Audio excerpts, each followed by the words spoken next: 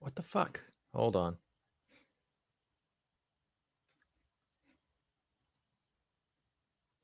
Why is this not fucking working? There we go.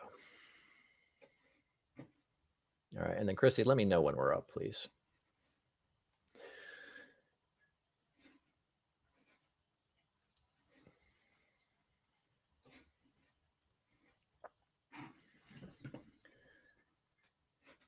All right. We are live. All right, everyone. We've got another episode of the Public Relations Declassified live stream. 1 second here. Chrissy, I'm getting an echo in one of my headsets here. Mute on that end, please. All right. So what we're going to do here is we're going to open up with a story. Hold on, guys. We're having a tech issue here.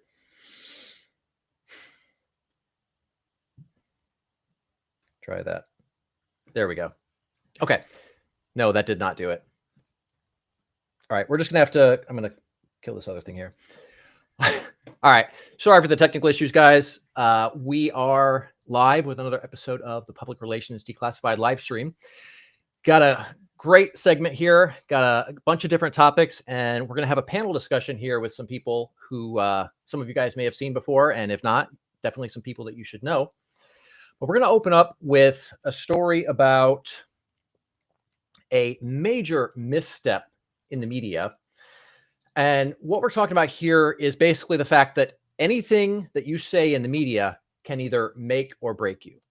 Now, if you guys are not familiar with the story that I'm talking about here, this was something that came out just a couple of days ago with George Stephanopoulos of ABC. And he essentially, the story is he made a statement that was factually untrue. And he's also made it several times. In a nutshell, what it was is he had misrepresented the Trump and E. Jean Carroll case on air multiple times. And Trump ended up suing him over this. And in order to avoid discovery, because that would have led to a lot more instances of this particular thing happening, this particular false statement being made on air, they settled with him for a total of $16 million. So it's $15 million to settle the defamation suit, and then another $1 million to pay for Trump's lawyers.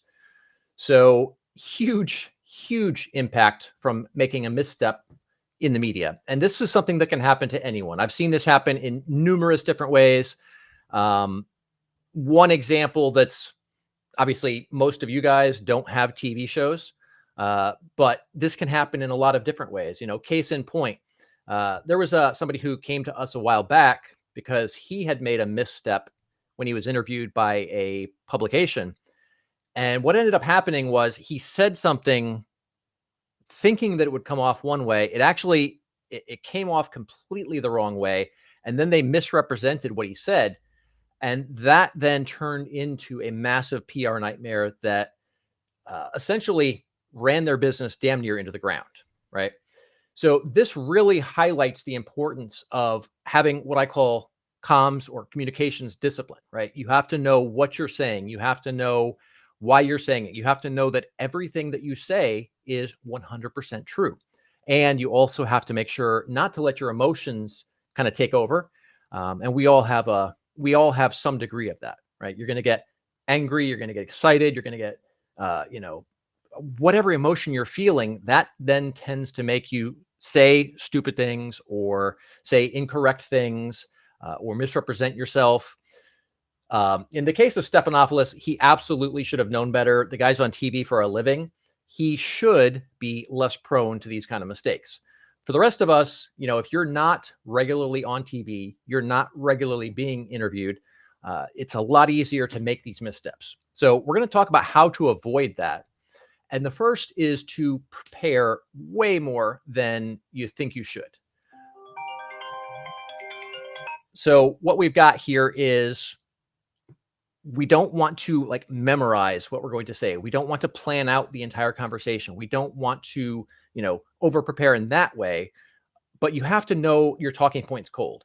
You have to know basically bullet points. Now, you're an expert at what you do. So if you've got a good set of bullet points, you should pretty easily be able to then expand on any of those.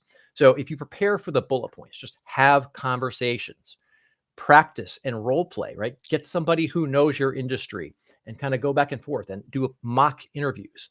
This is a good way to find, where your flaws may be, where you may have a weakness. And that gives you this preparation so that you're not going to get hit with something unexpected. And when you're doing this, you should actually tell whoever it is that you're practicing with, whoever it is you're kind of role playing with, to throw some, odd questions at you, try to catch you off guard, maybe even try to piss you off. Although, you're going to know that it's a simulated environment. You're not going to get as emotional, but by kind of setting that stage, you're creating the comfort with that situation, right? You understand, you're used to it, even if it's not a real interview. Same way that in the military, you would train, you would do force on force training. You're using blanks. You're not actually shooting anyone, but you're getting that muscle memory. You're learning how to react in unexpected situations. And it gives you that confidence to do this kind of stuff a lot more easily, right? A lot more smoothly and have a very polished image. So the other thing you want to do is have any tangential information handy. So this might be things like stats, might be certain people's names. If there's a story attached to them, you might want to put some details around that, their name, their company, whatever's going on. But this is stuff that's not core to the conversation that you're being interviewed about, but it's more other stuff that's connected to it. And this is stuff that in a pinch, you can, go in and check that information. Maybe you get some note cards or something, especially if you're not on TV. If it's a regular interview for a magazine or newspaper or something like that, a lot easier to do that. And then the thing that most people fail to do is get plenty of rest before the interview, because when you're tired, your mind is going to work a lot slower and you're going to miss certain details. You're going to be more emotional, more prone to reacting. And when we react that way, it's often in a negative way. It's not in a positive way. So make sure you get rest the night before. And, if you have to take some sleeping pills, do that. I know a lot of people get nervous when they're going to be interviewed, so they do have a hard time sleeping. So what I generally recommend people to do is, have an early night, get some good rest, blackout curtains, sleeping pills if you need to do that. Get up plenty of, in plenty of advance, right? You want to be at least a few hours ready, a few hours before this all happens. That way you can kind of get into the day, get your, prep again. You want to do a last minute prep in the morning. So getting that rest is a huge impact for you. So this is a thing that can cost you a lot of money if you get it wrong. It can cost you opportunities. It can destroy your reputation. So you have to get this right. It's critical. All right. We're going to move on to the next section here. We're going to talk about how to create and leverage community for public relations. Now, we've got a panel here that we're going to be bringing up in a little bit. But first, let's talk about why this is so important. So if you notice here in the picture, this is actually a photo from the Military Influencer Conference, which I and some of the panelists here have gone to and spoke at. Military Influencer Conference is a great example of this because they're leveraging the veteran community to create a ton of publicity, right? So this creates a lot of engagement as well. So, let's say they share something on social media. More people are then going to take that content and share it. They're going to tag other people in it, or they're going to share it and then tag the organization in it. And it creates a lot of great content, but also this then gives you the ability to get out in front of more people. It also creates social proof. So, think about it from this perspective. You run an organization and you've got a community that you're leveraging for public relations. If you post something and your community all jumps up and they engage on that post, they like it, they share it, they comment on it, they talk about how awesome the organization is, that's a huge boost for your trust, right? Social proof is powerful. And this is a huge asset. Having a community is a huge asset for public relations because it gives you this other channel that most other companies don't have. Now, this is super valuable in promotion, but it's also valuable in the event of a PR crisis. So when you see a company misstep, and if they don't have a community, it's basically them against the world. If they do have a community and they can rally that community to defend them, it creates a very different perspective. So huge asset for you to build this up. So Chrissy, let's go ahead and move to the panel. We're going to bring up the speakers here. Now, for everybody who's watching or listening, we've got a couple of organizations that have great communities, very engaged communities. And they're going to be sharing a little bit of background on how they've done that. Chrissy, you can go ahead and turn on their cameras. Thank you. So they're going to be talking about what they've done to build community and how that's benefited their business. And going to be super simple here. So first up, we're going to have Val and Rosie talk a little bit about what they've been doing. Now, they've run an organization called Action Zone, which is like an entrepreneurial incubator here in Tampa. And they've got a very, very engaged community. And part of that is because not only are, they engaging with the folks in their community, but they're bringing tremendous value to them. So Val and Rosie, if you guys are unmuted, go ahead and let's talk a little bit about that. Before you start, though, quick message about Jolene. She also runs an organization called The Core, little kind of mastermind group in the real estate industry.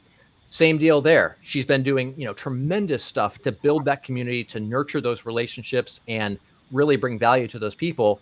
And I see her community, promoting her, promoting the group, talking about how awesome she is. So these folks have some great knowledge that they're going to share with us today.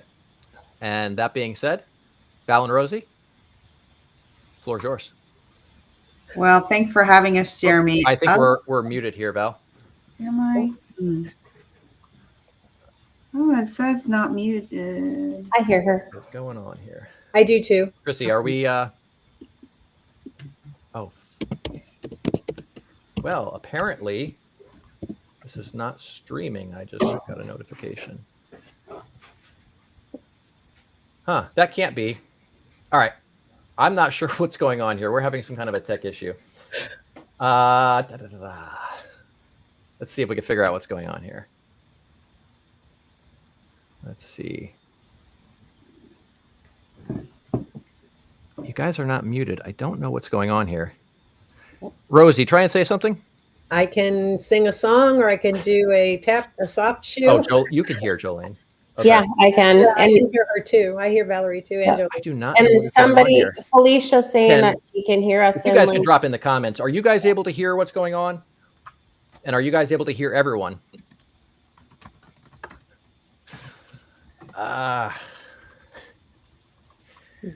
Let's see if it's on my end. You're the lone wolf, Jeremy. Poor Jeremy. Well, we'll just take over the show.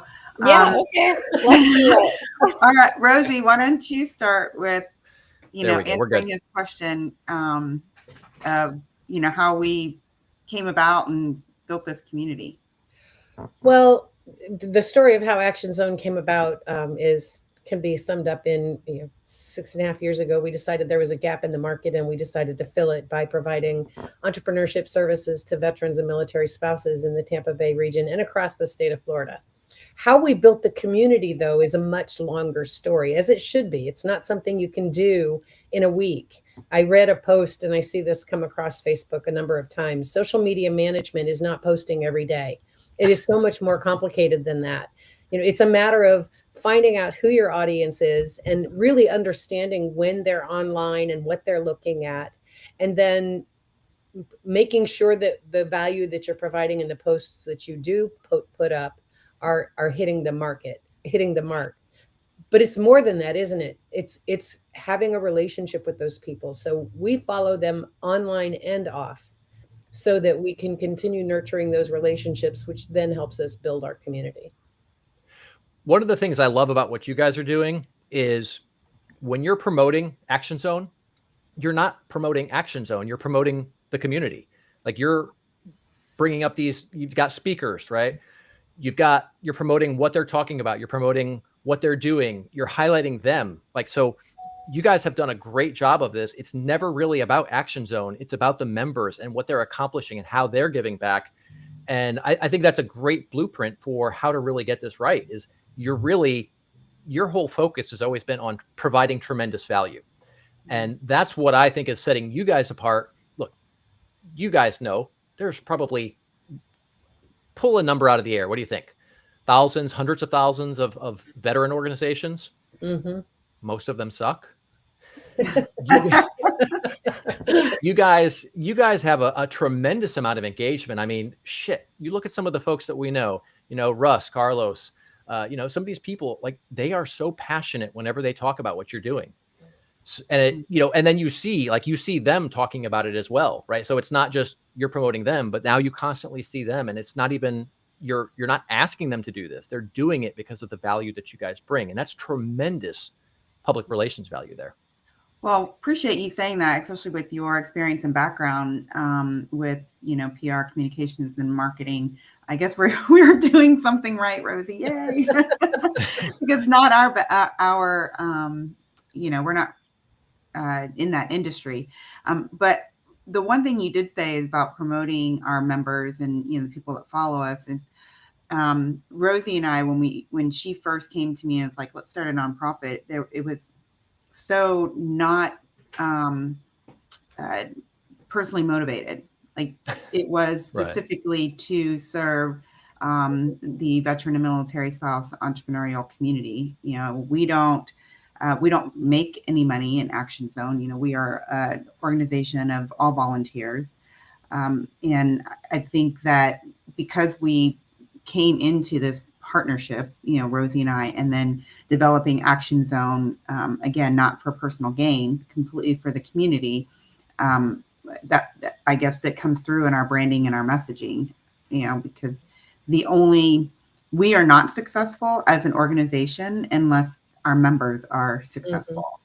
And another thing with developing community too is we also promote other organizations and the activities that they are hosting or doing. Like Camaraderie Foundation does amazing work, and they've had galas and golf tournaments and rep marches. We really believe in the entire community working together to serve veteran and military spouses, and their family members, but not just for their own businesses or their business aspirations.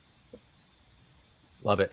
By the way, I heard through the grapevine there may be a big media piece coming out about exactly that here pretty soon. So we'll have to share that into the group when that goes live. Appreciate that. Yeah, my pleasure. Jolene, why don't you chime in for a minute, because yours was started a little bit more recently, and you've started from the ground up, started from zero.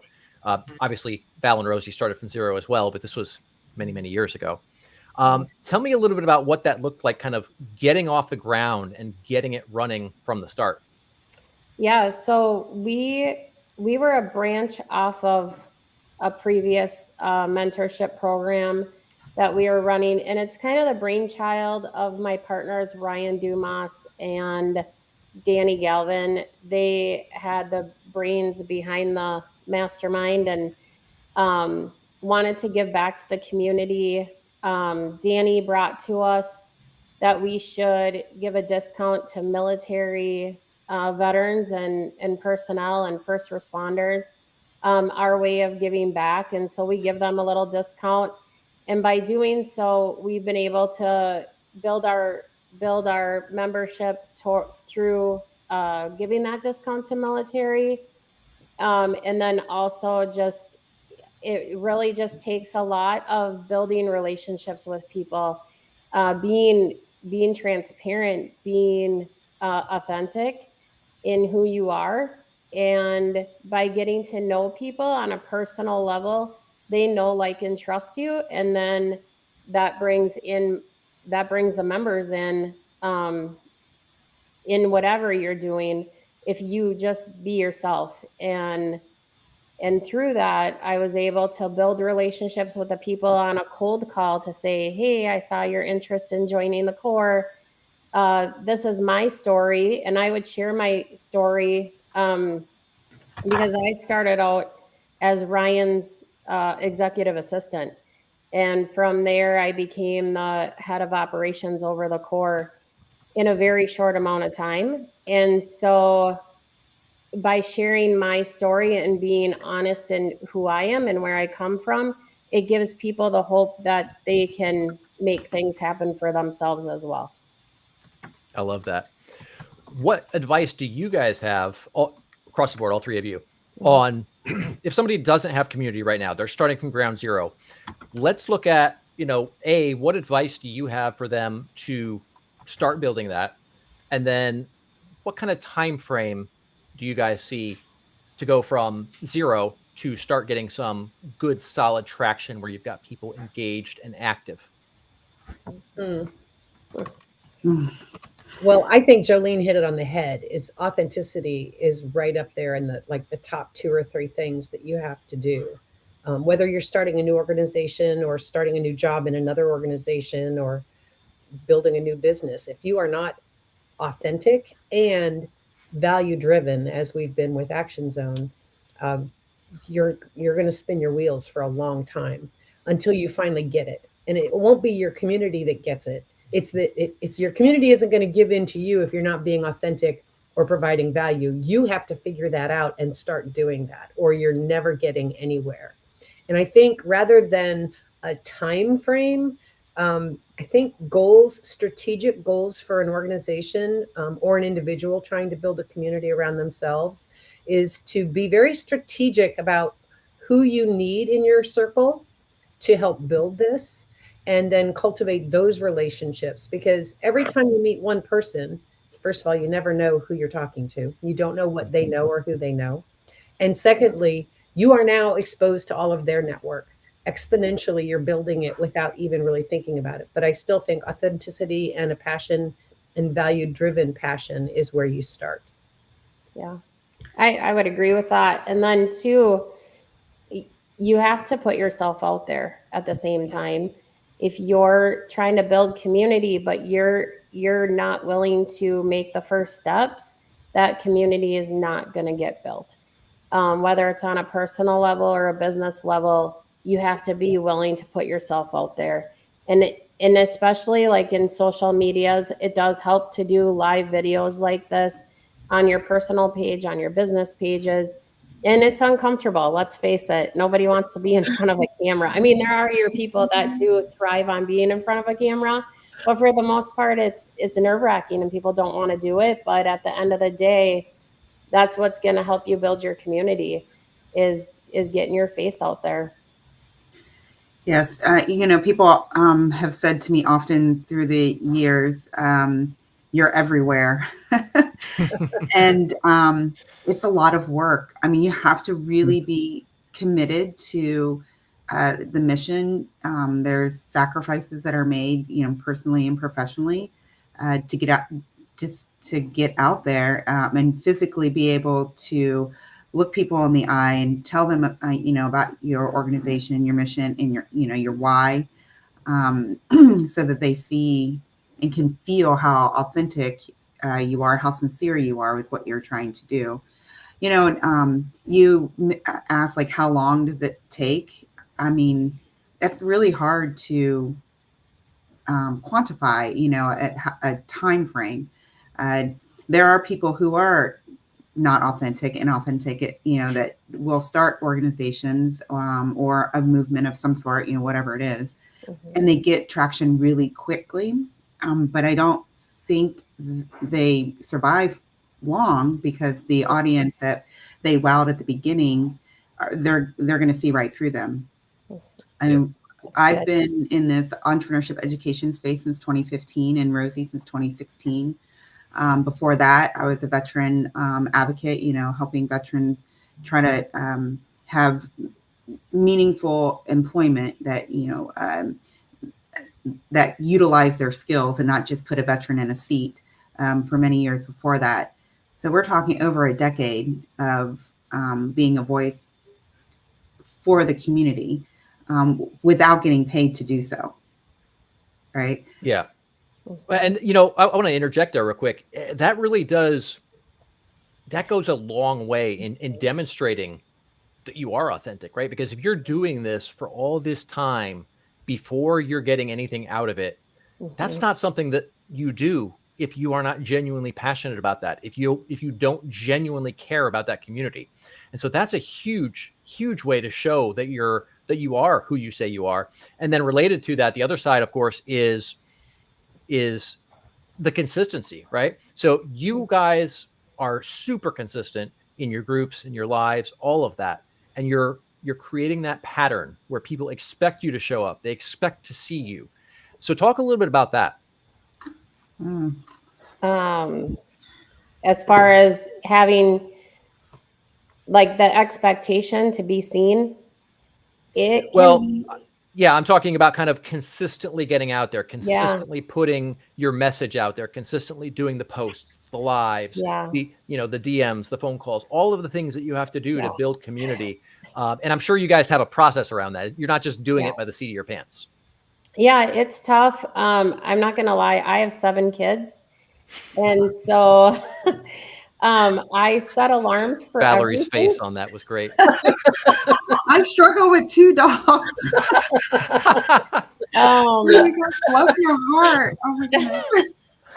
So 5, not to go off track, but 5 of them are adopted out of foster care. And so my heart is very big in helping people, not just the people in my home, but the people outside of my home. And so I'm constantly on my phone, in my DMs, whether I'm helping a foster family or I'm helping a core member or I'm helping a member outside of all of that with whatever they may need. It's part of having a big heart. And so in order to stay on task, I have to set a lot of alarms. I'm constantly, I constantly have alarms set to remind me to make that post, to reach out to person A, B, or C. I have alarms set on my phone to make sure it all happens. Love it. Val, Rosie, anything you guys want to add on that? Yes. Jolene, you just shared what most people don't give much thought to, and that is the bottom side of the iceberg. They see us out in the public and they expect, as Jeremy mentioned, they expect to see us because we're everywhere. But no one really understands the kind of management that takes. Valerie gets the brunt of it in Action Zone because I'm the more antisocial one and she's the more social one. But to juggle all of these responsibilities, and we all have responsibilities outside of our own organizations, to juggle that is such a challenge. But I think where we excel very well, and I'm just from seeing Jolene today, I can share that I'm sure she's the same way, is that when we're there, when we are in attendance, whatever that means, an event, a meeting, a Zoom call, we are 100% in. We are not distracted by and interrupted with, or we are connected to where we are at that moment. And then we figure out how to make the rest, the bottom of the iceberg, get everything that it needs to have done. And it just goes back to the passion for the mission. If you're doing what you're supposed to be doing and it's that important to you, you will make those concessions in your life and do all of the juggling that you have to do. And that's really very rare. And Jeremy, I think that's what separates organizations between the good ones and the crappy ones, is the amount of really passionate people behind them. And Rosie is not antisocial. She's just better at the office operations, where I'm better at just talking to talking. That's the talent I bring, is talking. I would agree with that assessment. Rosie is not antisocial. That's and I can't tell you how many times I'm out and everybody's like, well, where's Rosie? Yeah, I think the trick is for people who are listening to this and have organizations or are trying to come out, become better, build better communities and be more engaged, is find yourself an accountability partner. When I mentioned earlier about strategically meeting people that can help you further your cause, your mission, finding an accountability partner is really important, because when you are ready to turn around and go back in the corner or throw up your hands and say, I give up. You need somebody else that can really keep pushing you forward or just prop you up some days, right? Some days we just need to be propped up. And if you have that, that would be my first circle of networking, are the people that I could count on to prop me up or to boost me when I needed it. Love that. You know, something I want you guys to unpack for a minute here is the strategies and tactics that you've used for kind of mobilizing your community, right? A lot of people have this mistaken idea that, oh, well, I got a huge audience and then they're going to talk about how awesome I am. They're going to share my content. They're going to do all this stuff. And look, that's not how it fucking works ever, right?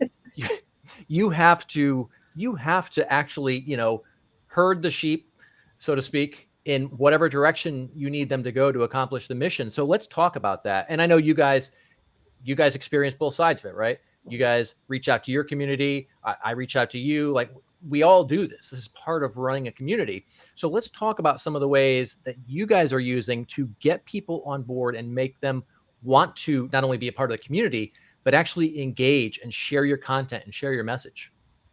Yeah. I will say, in the core, we've actually offered incentive to our members to share content, to then increase membership for that. And so we've definitely used incentives within our group to do so. And then also just reaching out to people and asking like, hey, I just posted this. Can you go in and like it, post it, repost it, comment on it, and just encourage that engagement that way too.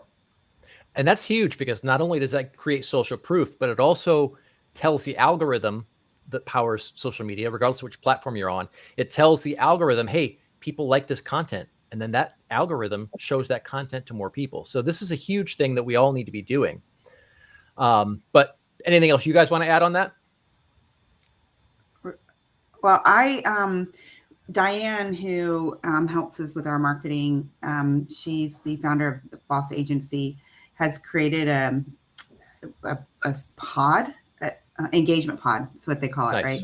So whenever I post something or she posts something for the Action Zone, team, it's, hey, we posted this, and I'm always like, comment, and share.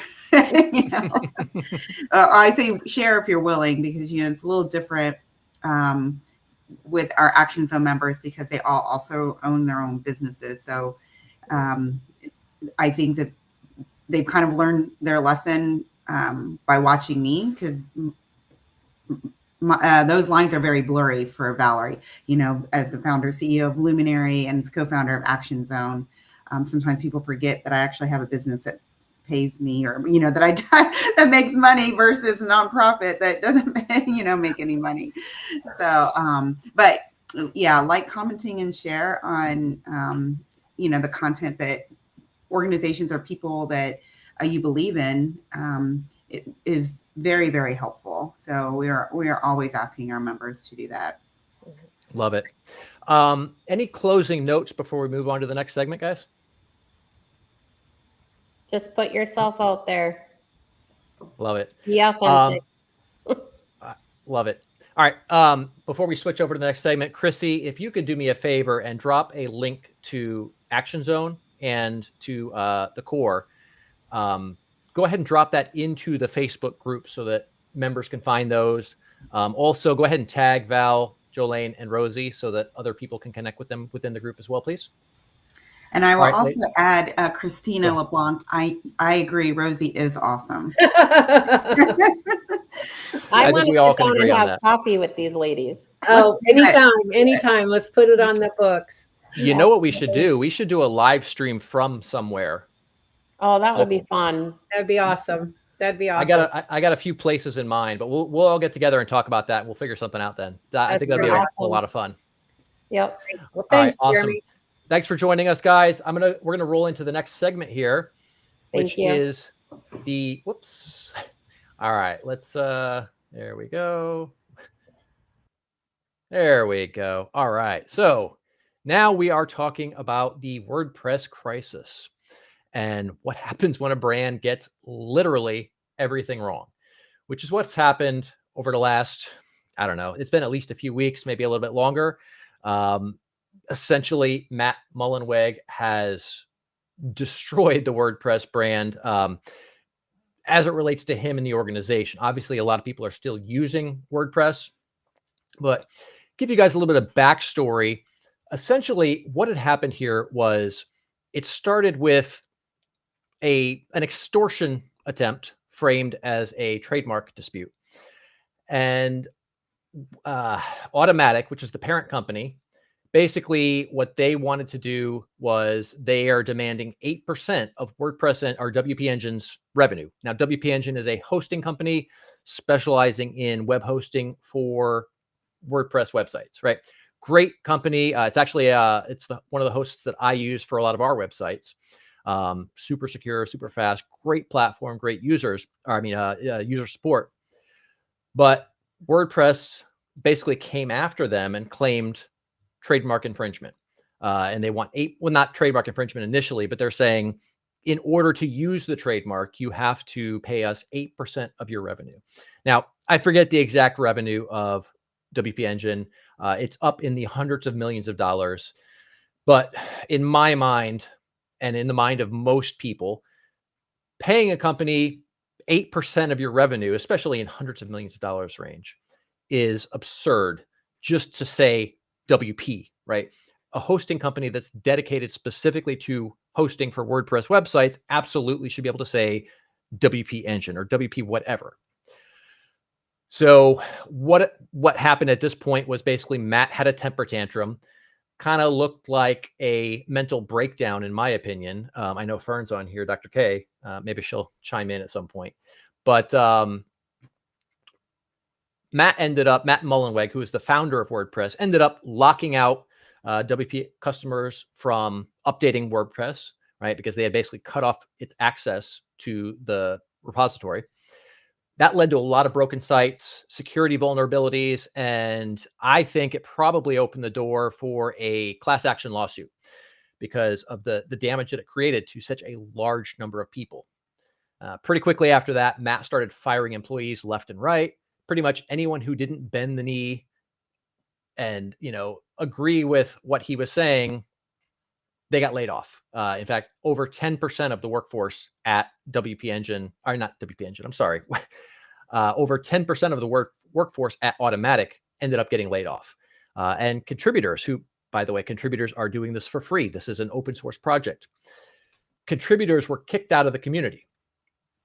Matt also stole a plugin called ACF, or Advanced Custom Fields. Took the slug where that particular plugin lived and basically took it over and now claimed it as his own. Now, I see this as IP theft. I'm not an intellectual property attorney, obviously. I'm a publicist. But to me, that definitely looks like a clear case of intellectual property theft. This also led to a lot of broken sites because Matt did not have the team do it the correct way. I mean, there's no correct way to steal somebody else's software, but that's what they did. They messed up a lot of stuff in the process, broke a lot of sites. Personally, I see this as hacking because they were putting software into these websites that is not actually what the users want in there. This wasn't their plugin. I think this also opened the door for a class action lawsuit against the parent company, Automatic. That ended up causing a lot of developers to pull plugins from the repository. A lot of the community is now building out this like a decentralized method of distributing plugins. So the outcome is the community is fragmented. Data going forward is going to be very limited because not everything is going through the repository. People managing enterprise websites, particularly when it comes to WordPress, had started backing away because of the risk of this post. And shortly after all of this, WP Engine won the initial court situation here. They got the injunction, and that just made the situation worse for Matt anyway. He ended up kind of spiraling out even more and acted like a maniac, completely losing it. And he even went to here. I'm going to pull this up here in a second. He even started creating burner accounts and trying to defend himself from these people criticizing his actions with these silly fake accounts. Obviously, everybody knew that it was him. People within the WordPress community are talking about it. And then what I found really interesting was this particular statement from the CEO of, I believe it was WooCommerce, where it was a very cryptic message. And if you go Google it, you should be able to pull up the actual full message. But basically, it was a very cryptic message that to me seemed like they're getting ready to remove Matt from any kind of leadership role here. So that's kind of interesting, but it highlights what happens when you lose your shit. Okay, so Carissa here is telling me CEO of WPVIP, not Woo.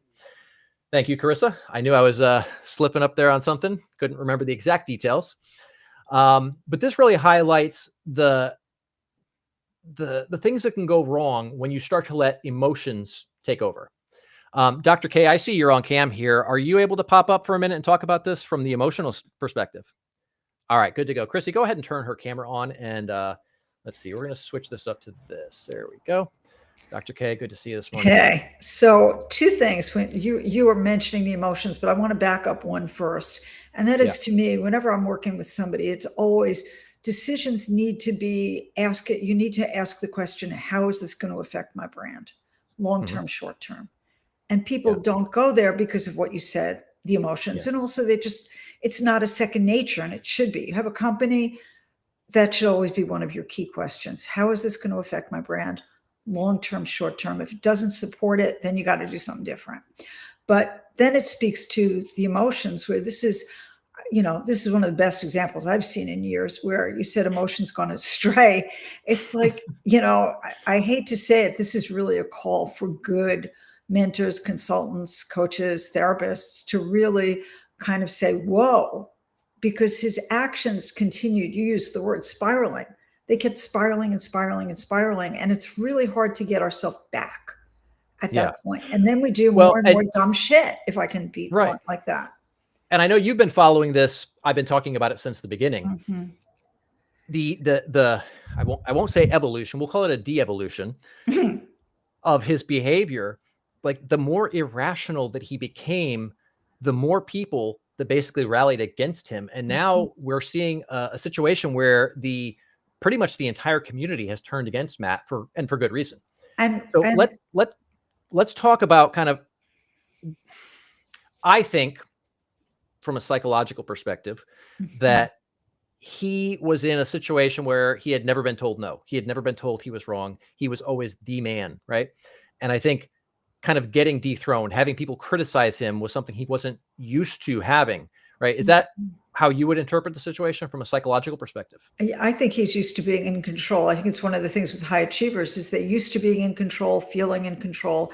And when something thwarts that, then you've got an issue with how you respond. And, you said it kept going. And the more you go down the rabbit hole, the more you hold on to the behavior and you make it worse. You don't kind of straddle it. It goes either you do something to make it better or worse. So I think this issue of control with people who've been successful is really key, because instead of sitting back and listening, what happens is they get more, they double down, because they're truly like in a panic state.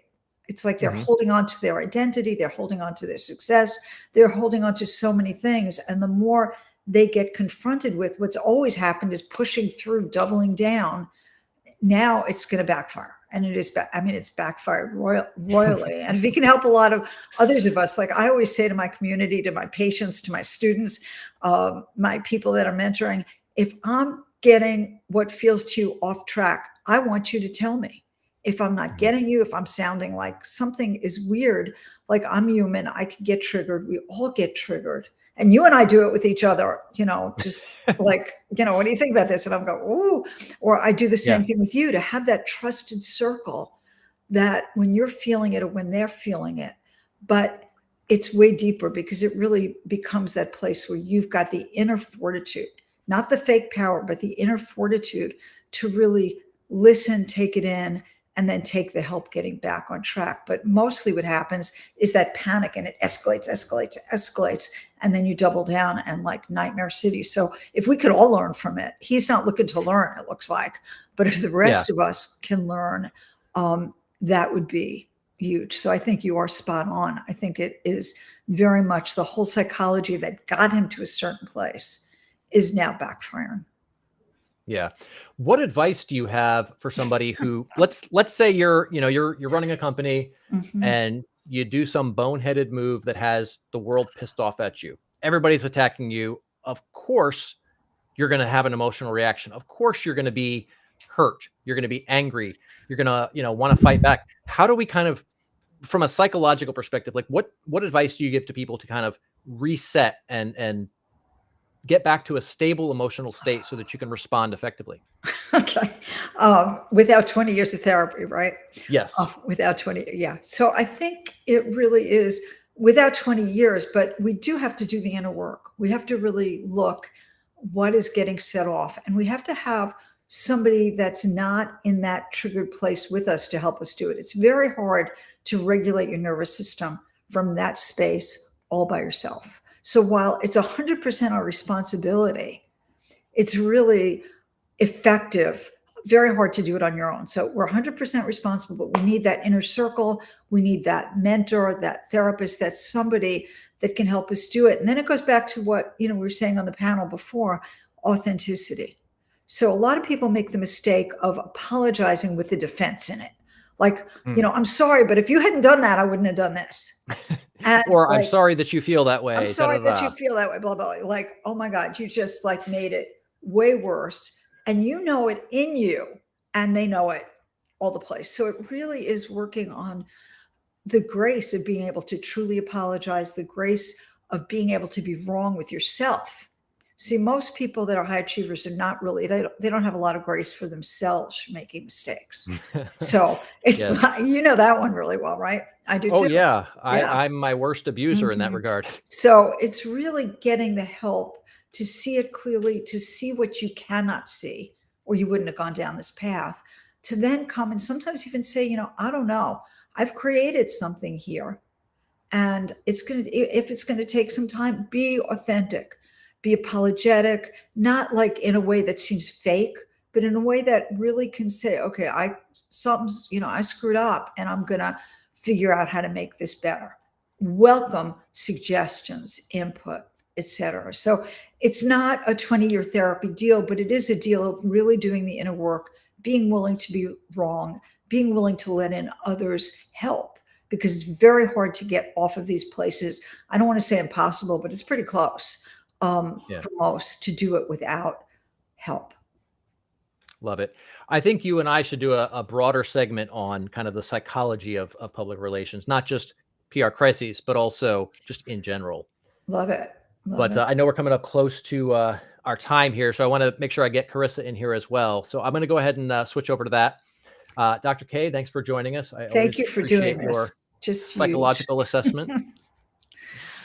All right. Next up, we're going to bring Carissa up here, who is a member of, there we go. All right. So Carissa is another member of the WordPress community, and kind of came across some of her content a while ago as people have been talking about this WordPress crisis.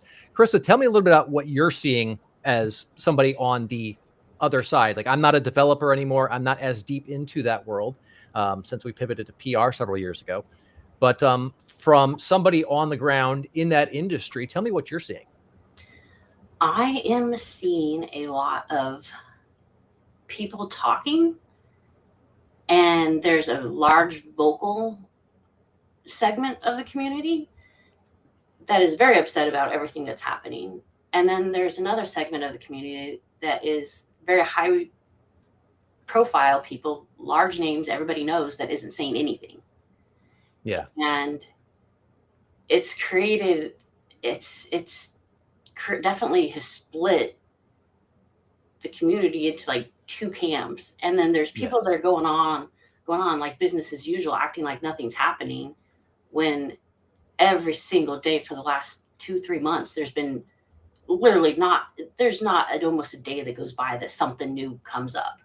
And it's really put everybody on edge, making it so that there's like, we have no direct, like there's a lot of people saying things and doing things, but nothing's really panned into a specific direction yet. Yeah. So it's very it's very controversial. Yeah, it's going to be interesting to see how it all plays out in the long run. I think it's going to be, this is not something that's going to get resolved, anytime in the near future. I don't see this being fixed. I don't see the community going back to what it was inside of this year. I think we're probably looking at multi-year timeline in order to get to where things need to be. What do you think from what you're seeing? Yeah, it's definitely going to take, I for a lot of it, I felt like there was a lot of waiting on, like with the injunction happening, of people, waiting to see how that panned out. Well, it's here, and it's definitely that legal procedure is going to take some time. But the actions that have happened over the last years, the continual actions in the words that have been said by Matt and by other people, there's no way. I personally, so I've been in the community since 2010, 8-year work camp organizer. I've been a speaker, there's a whole, so I've been heavily involved in the community, and I will not get donated one more minute of time to something that is aiding and helping Matt, because it's not our community. If he can control it, it's not our community. So it's definitely a thing that we need to go in a different direction, but we need a leader to be able to correlate and help people get there. Yeah. And you mentioned the injunction. I think there was 2 really big things that were nails in the coffin for Matt. One was WordPress.org is my personal site, right? That I can't believe that. That was just astounding. Everybody's like, we couldn't even believe that he'd said that, because it has not been, that was not ever that way. It's the antithesis of what WordPress has been presented as. It's the community. It's not Matt's personal site. And that was one of the big things. Every single line of code everything refers back to WP or WordPress.org, everything in the code. We can't unravel that easy. Right. And that was one of the big parts that really changed perception. Like when he did that, I saw such an influx of new people commenting about the situation and criticizing him. The second factor was that injunction. When that injunction came out, and now here's the court document saying, here's everything that happened, it was clear as day in black and white that Matt was the bad guy. And when that injunction happened, I saw so many people who were, pro Matt, who were like, oh, wait a minute, maybe this guy is an asshole. So it's interesting. And I think there's going to be a lot to learn from this as time goes on. Carissa, you should go ahead and drop a comment in the group so that people can connect with you if they want to. And you and I, we've got some things we got to chat about soon too. I want to get a little bit more background on what you do. I think there's some things that we can work together on. But thanks for joining us today. And thanks for having me. I'm sure we'll have you on again soon. Mm-hmm. Awesome. All right. Next up, we're going to talk about, today is a little bit of technical glitch day. Today, we're at this point, we're going to talk about how to get a journalist's attention without being creepy or annoying. Now, this is an area where there's a very fine line to balance. It's easy to get in a situation where you're trying to get their attention. You feel like, hey, I have to get on their radar. I have to do X, Y, Z. I have to get their attention. And you cross the line. You go a little bit too far. There's right ways and wrong ways to do that. So what I want to start off talking about is, the frequency in which you're messaging them. So whether it's email, whether it's DMs, whether it's phone calls, not very many journalists do phone these days, but some do. You don't want to spam them. You don't want to go overboard. So for context, typically if I'm sending out a pitch, I'm going to email them once, maybe twice, and that's assuming that it's something very time sensitive or a very big breaking story. But 99% of the time, if I pitch a journalist, I'm going to email them once. And if they don't respond, my assumption is either this is not a fit for them, period, or it's not a fit for them right now, or they're buried. A lot of times we get journalists who are overworked. Most journalists are overworked. They've got obscene amounts of work piled on them because the media outlets are having a harder time generating a profit than in the past. That's why you're seeing so many layoffs in the media industry. So if you're spamming them and they're already buried, you're not going to be doing yourself any favors. You're going to piss them off. You're going to annoy them. And then they're going to either just start ignoring your emails completely or flat out block you. So don't go too heavy. More focus on building a relationship, right? So if that pitch right now is not a fit, that doesn't mean that your next one or your 5th one or your 10th one won't be a fit. So instead, we want to focus on building a relationship. So one of the really good ways to do that is start to engage with them on social media. Now you want to engage with them, but you also want to engage with the people they engage with. And we want to be consistent with this. We want to make sure that your name is popping up regularly so that when they see your name, they now recognize you. They attach it to a person. It's not just some other collection of pixels here.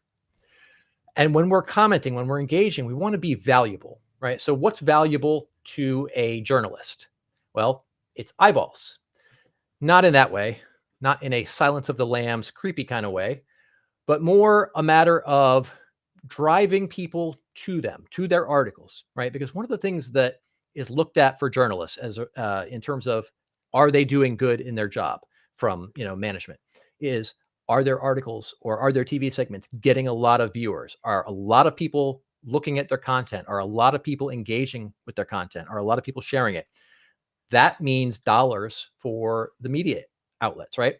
The more people that these articles, these TV segments can get in front of, the more revenue the media outlet can generate. So they do push really hard on journalists to really drive traffic. So the ones who tend to get a lot more traffic, they tend to get paid better. They tend to keep their jobs longer.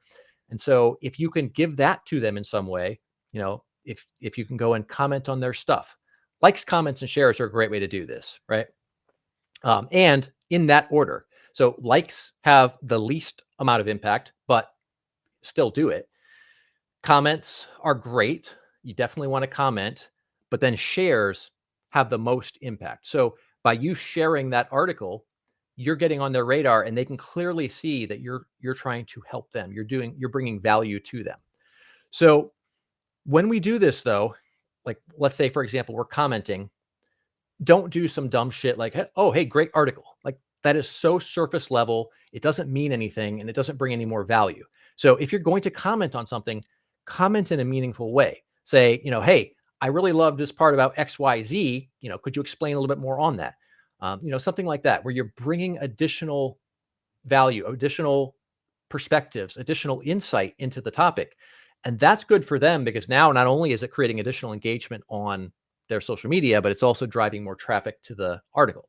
So this is a really good way to do this.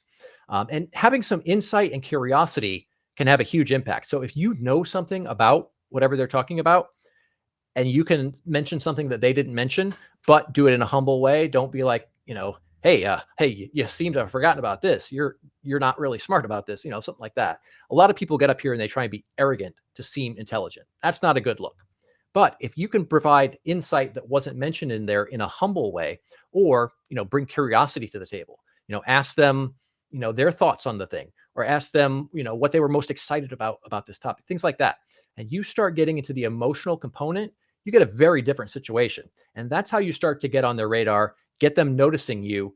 And then at that point, when you're emailing them or DMing them, they're far more likely to open it, pay attention to it, and respond to you. The other thing you can do is turn on news alerts. So this is an example here. And I see we've got Erica's in the room with us. We're going to bring her up here to talk in a little bit. But I pulled up a little screenshot of her Twitter account, or X, I guess all the kids are calling it these days. But you've got this option on most social media platforms. On X, if you go to a journalist profile, you can turn on this little notifications button. And then literally every time that person posts something, you're going to get a notification. This makes it really easy to go out there. And if they post something and it's relevant to you, you can go over there, you can engage on that content. You're helping them, but you're also making sure that they recognize you, right? So over time, this helps you to build a relationship there. You can also set up news alerts. So if you guys have ever used Google News Alerts, that's a great way to go as well. And that will send to your email anytime they publish something, not on social media, but the actual articles. So if you put their name into a Google News alert, as soon as they publish an article, Google's going to notify you via email that they have posted that. Now that gives you an opportunity to go and be one of the first people to comment on it, to be one of the first people to share it. And that goes a really long way in helping that journalist. And in doing so, it also helps you. So definitely take a look at that. And then look at if they have a newsletter. So and most journalists do, whether it's, something with a particular platform like Substack or, High Level, Constant Contact, whatever, right? There's so many platforms for this out there. Go look at what they've got. If they've got a newsletter, sign up for that. And then now you're going to get notified every time they announce something. This gives you another opportunity to find great stuff that they're doing and highlight it. And that helps them. And in doing so, helps you. And then the other thing that you can do is create content. So I'm always talking about the importance of creating content from a PR perspective, because that demonstrates your expertise. Now, in order to do that, it has to actually be useful content. You have to teach people how to do something or what they should not do and why. You have to make valuable predictions about what's going on in your industry, or, analyze the situation from a perspective that maybe other people haven't. And creating content in this way, it demonstrates your expertise so that when a journalist goes and looks you up, let's say you pitch them, and then the journalist goes and looks at your profile and they see all this great content that really shows that you are an expert at whatever it is you do, they're going to be far more likely to feature you when you pitch them. This also increases exposure. And if you're doing it consistently, it can help build social proof, because in addition to the demonstrating your expertise, it's also building an audience. And then that audience starts to engage on your content. And in doing so, that shows the journalist that, hey, not only does this person know what they're doing, but they've also got an audience of people that follow them and like their content, find it valuable, which means, guess what? That journalist audience is probably going to find that information useful as well. So great asset for you. What I'm going to do now is I'm going to pull up Erica for a minute here. If you're ready, Erica. All right. You able to hear us? I can hear you. Good morning. Outstanding. Good morning.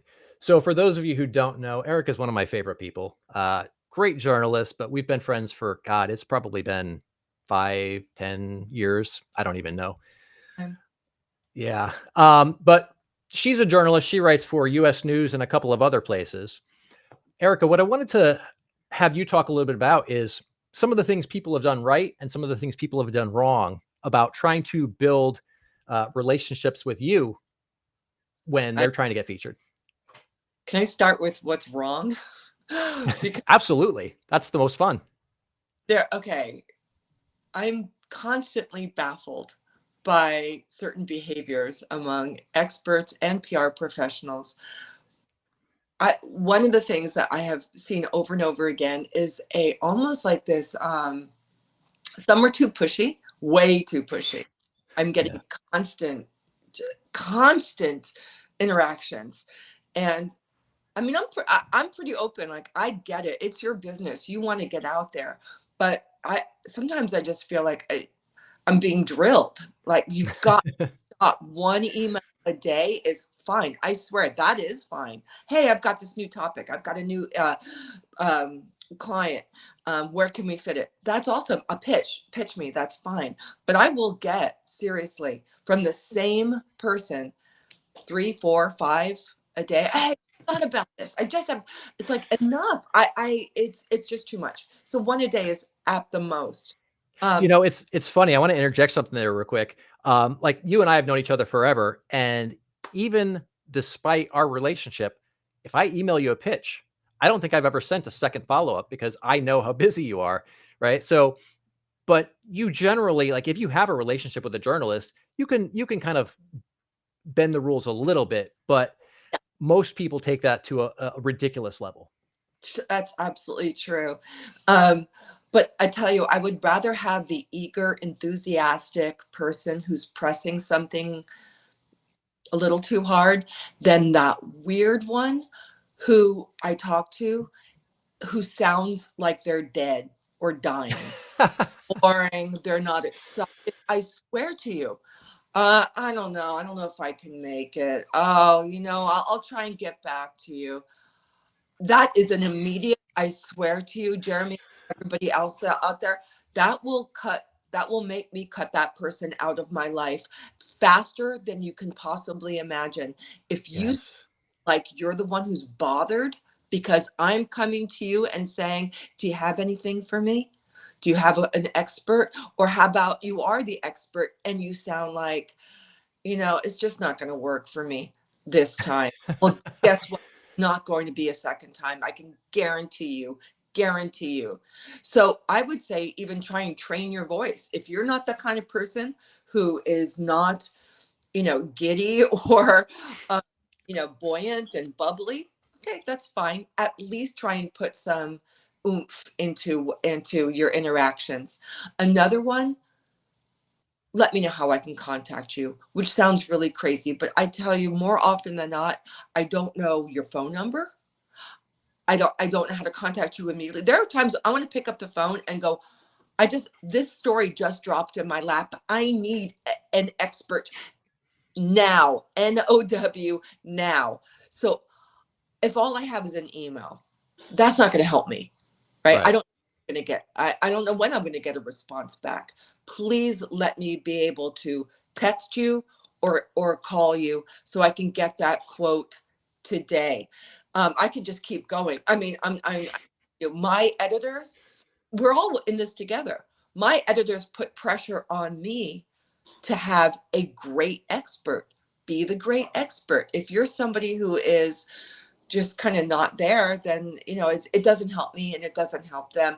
And you mentioned something so important, Jeremy, which is the sharing. Please share the stories among your social channels. Get it out there. The more my story appears, the happier my editors are. The more I get assigned, the more I can contact you. It's as simple as that. We have this beautiful circular relationship.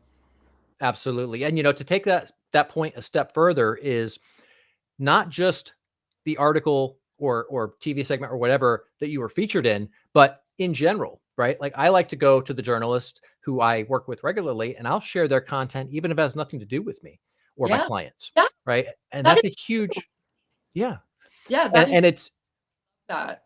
Yeah. And it's so easy. Like it doesn't take that much effort. You just go to the page, find something that's relevant to your audience and share it. Absolutely. So, yeah. And when you do pitch me, please pitch me something super creative. Yes.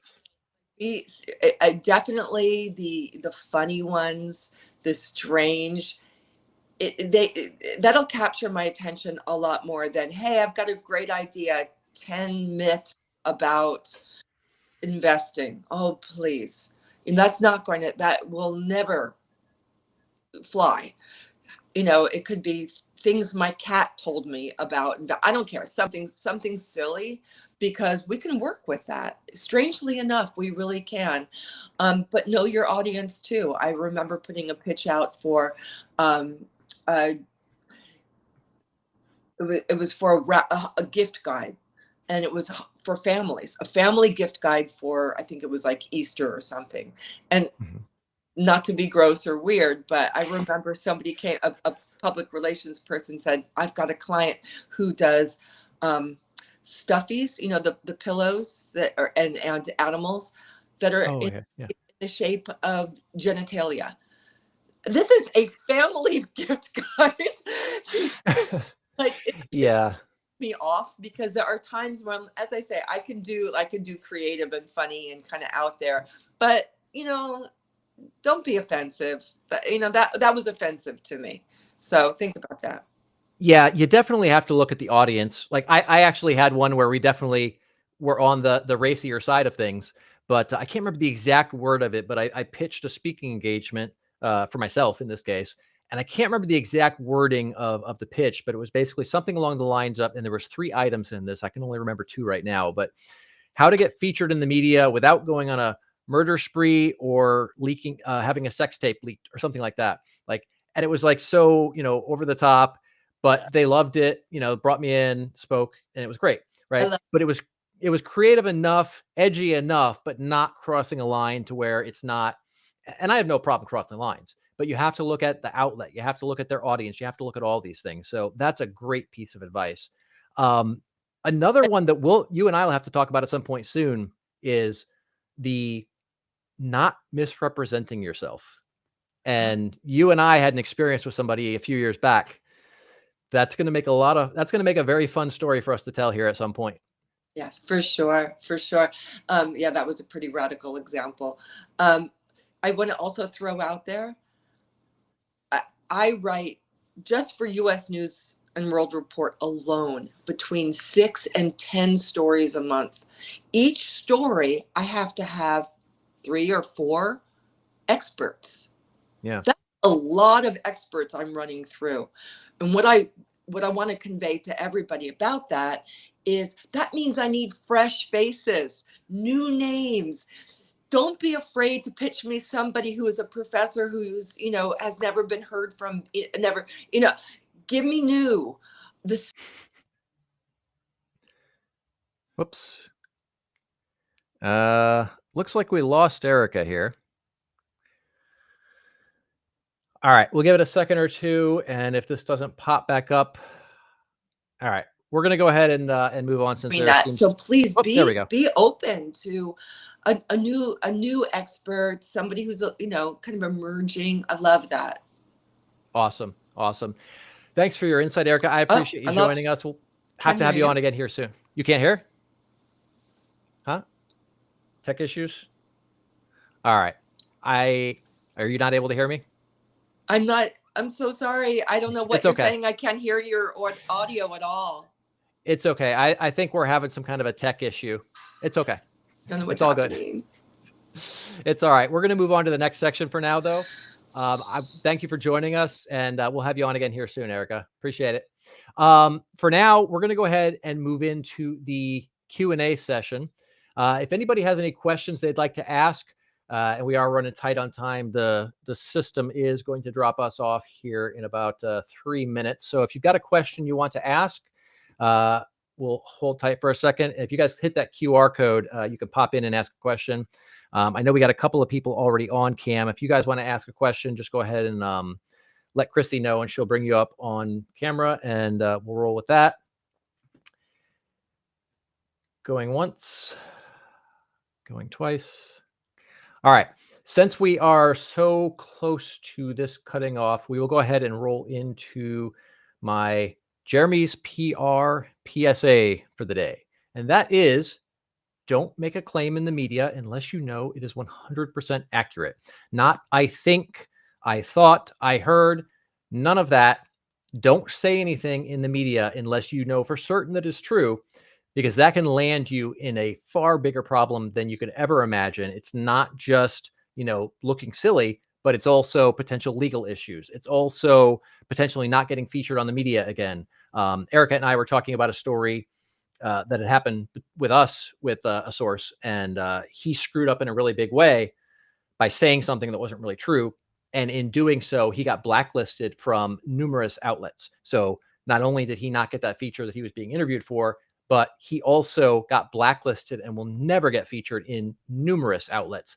And often these blacklists are shared within the media, right? Other journalists will share them, or sometimes they've got, online things that only certain people can access. So journalists do talk about this. So if you do something wrong, you misrepresent yourself, you piss them off in some way, that can definitely hurt your chances of getting featured in the future. All right, so that's going to be a wrap for today, guys. If you look over here to the side of my window, you'll see a little QR code for our PR strategy workbook. If you hit that with your camera, that will take you to our e-commerce side where you can purchase that. It's a quick little digital guide you can download, nice and easy. I see that somebody already scanned it here. Definitely check that out. Great resource for you guys to build a solid foundation, build a solid strategy for your PR efforts. Also, I'm going to pop up real quick here the thing for our group. If you guys, Uh-oh. All right. Carissa said there's a broken link in that QR code. So, all right. So ignore that for now. We will have to fix that later. But if you pop up over here to the left side, you will also see the QR code to join our Facebook group. Share a lot of stuff in there. Aside from the live streams, we've also got a lot of other information we're sharing in there. I'm also going to encourage you guys to take a look in the group for a video that Deb did with me, where we talked about an upcoming event that she's putting together. And she is looking for speakers. And within that video, there's a QR code with a link to the form where you can sign up to apply to be a speaker. This is a great opportunity. She's done, I think, 6 of these so far. And it's a great opportunity to get a great platform, get up here and speak, share your knowledge, and then get that video that you can use in your own marketing. So definitely go in the group and look for that. Also look for Deb. She's in there as well. And look for opportunities to connect with people within the group. It's a great community, a lot of awesome people in here. And there's a lot of opportunities that you guys can create amongst each other in addition to what you're learning from the group. So that's a wrap for today, guys. I'm not 100% sure if we're going to be doing one next week because we are right up on the Christmas holiday, but I will let you guys know within the next few days. And in the meantime, have an awesome day.